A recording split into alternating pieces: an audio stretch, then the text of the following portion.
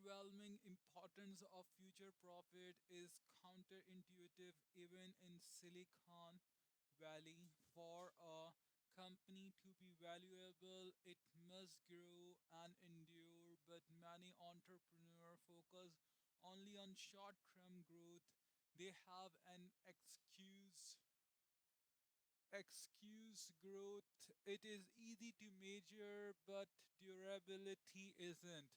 Those who succumb to measurement mania obsess about weekly active user statistics, monthly revenue targets, and quarterly earning report. Obsess about weekly active statistics, monthly revenue targets, and quarterly earning reports. However, you can hit those numbers and still overlook deeper, harder to measure problems that threaten the durability of your business. For example, rapid short-term growth at both Zynga and Groupon distracted managers and investors from long-term challenges. Zynga score early wins with games like Farmvilla and claim to have a psychometric engines to rigorously gauge the appeal of new release. But they ended up with the same problem as every Hollywood studio. How can you reliably produce a constant stream of popular entertainment for a fickle audience? Nobody knows. Groupon posted fast growth as hundreds of thousands of local business tried their products, but persuading those business to become repeat customers was harder than they thought. If you focus on near term growth above all else, you miss the most important question you should be asking. Will this business still be around a decade from now? Numbers alone won't tell you the answer. Instead, you must think critically about the coin qualitative characteristics of your business. Characteristics of monopoly.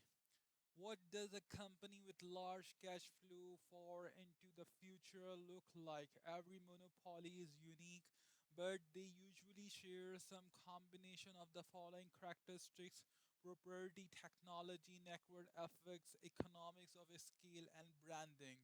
This isn't a list of boxes to check as you build your business. There's no shortcut to monopoly. However, analyzing your business according to these characteristics can help you think about how to make it durable. Property number one, pro- proprietary technology. Proprietary technology is the most substantive advantage a company can have. Business, it makes your product difficult or impossible to replicate. Google search algorithm, for example, return results better than anyone else. Proprietary technology for extremely short page load times and highly accurate query auto completion add to core search product robustness and defensibility. It would be very hard for anyone to do to Google what Google did to all the other search engine companies in the early 2000s. As a good rule of thumb, proprietary technology must be at least 10 times better. It closes substitute in some important dimensions to lead to a real monopolistic advantage. Anything less than an order of magnitude better will probably be perceived as a marginal improvement and will be hard to solve, especially in an already crowded market. The clearest way to make a 10x improvement is to invent something completely new. If you build something valuable where they were nothing before, the increase in value is theoretically infinite. A drug to safely eliminate the need for sleep or a cure for baldness, for example, would certainly support a monopoly business.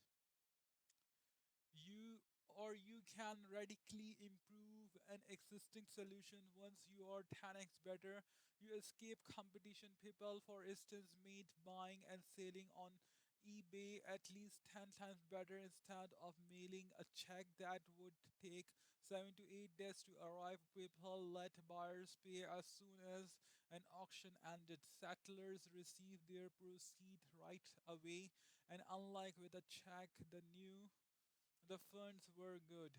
Amazon made its first 10x improvement in a particular visible way. They offered at least 10 times as many books as any other bookstore when it launched in 1999. Amazon could claim to be Earth's largest bookstore because, unlike a retail bookstore that might stock hundred thousands book, Amazon didn't need to physically store any inventory. It simply requested the title from its supplier when a customer made an order. This quantum improvement was so effective that a very unhappy Barnes and Noble filed a lawsuit 3 days before Amazon IPO, claiming the Amazon was unfairly calling itself a bookstore when really it was a book broker. You can also make a 10x improvement through superior integrated design. Before 2010, tablet computing was so poor that for all practical purposes, the market didn't even exist. Microsoft Windows XP tablet PC edition product first shipped in 2002, and Nokia released its own internet tablet in 2005, but they were a pain to use. The Apple release, the iPad design improvement are hard to measure, but it seems clear that Apple improved on anything that had come before by at least an order to magnitude. Tablets went from unusual to usual. Number two, network efforts. Network efforts make a product more useful as more people use it. For example, if all your friends are on Facebook, it makes sense for you to join Facebook to uni unilaterally choosing a different social network would only make you an is eccentric. Network effects can be powerful. You will never reap them unless your product is useful to this very first user when the network is necessarily small. For example, in 1960, a quixotic company called called Zanado set out to build a two-way communication network between all computers, a sort of early synchronous versions of the World Wide Web. After more than 3 decades of futile effort, Xanadu folded just as the web was becoming commonplace. Their technology probably would have worked at scale, but it could have worked only at scale. It required every computer to join the network at the same time, and that was never going to happen. Paradoxically, the network effects business must start with especially small market. Facebook start with just Harvard's students. Mark Zuckerberg's first product was designed to get all his classmates sign up, not to attract all people of Earth. This is why a successfully network business really get started by MBA types, and the initiative market are so small that they often don't even appear to be business opportunities at all. Economics of scale. A monopoly business gets stronger as it gets bigger. The fixed cost of creating products, engineering, management, office space can be spread out over our greater quantities of scale. Software startups can enjoy especially dramatic economics of scale business. The marginal cost of producing another copy of the product is close to zero.